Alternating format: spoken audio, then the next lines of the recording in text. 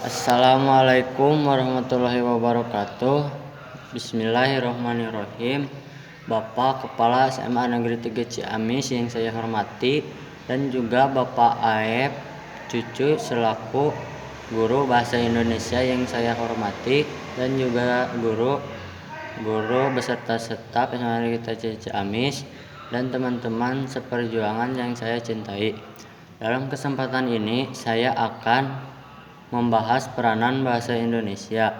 Bahasa merupakan hasil reka cipta manusia dalam upaya menjalin komunikasi antara satu dengan yang lainnya, dalam upaya pemenuhan kebutuhan sebagai makhluk sosial. Bahasa sebagai lambang identitas suatu bangsa yang membedakan dengan bangsa lain. Indonesia memiliki identitas bahasa, yaitu bahasa Indonesia.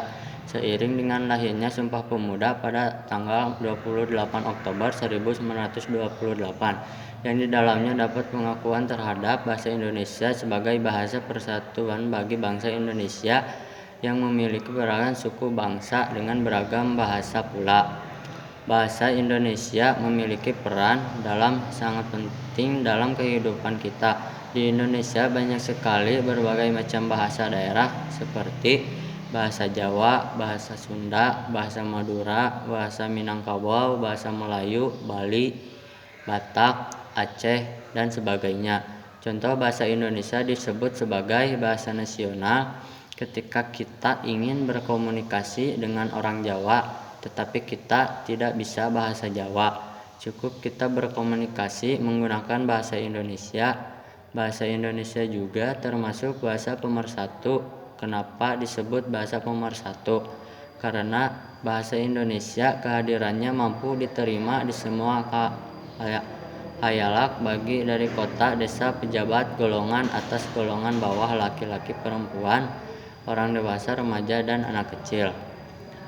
Karena bahasa Indonesia merupakan jantung kebudayaan kita, maka generasi muda harus tetap melestarikan bahasa Indonesia tersebut sebagai warisan nasional kita.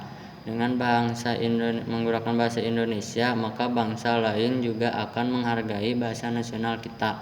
Kalau kita saja tidak menghargai dan menggunakannya, menumbuhkan sikap bahasa yang positif terhadap bahasa Indonesia seperti kesetiaan, kebanggaan, dan kesadaran akan adanya norma dalam pembahasan kesetiaan dalam hal yang artinya adalah di mana sikap mental si penurun mengaruh sikapnya dalam menggunakan bahasa Indonesia.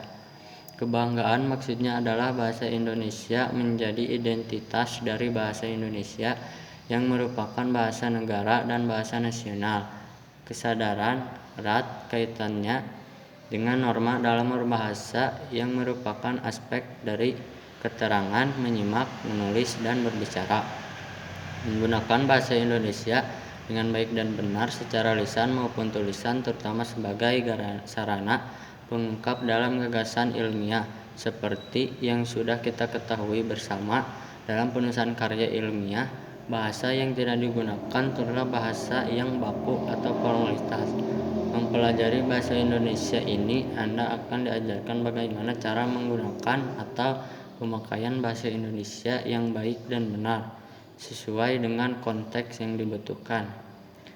Sebagai tambahan informasi aja nih sobat, bahasa Indonesia memiliki 5 aspek, yaitu penulisan huruf, pemakaian huruf, pemakaian kata, penggunaan kata sarapan, dan penggunaan tanda baca yang selain kita diketahui dalam EYD KBBI.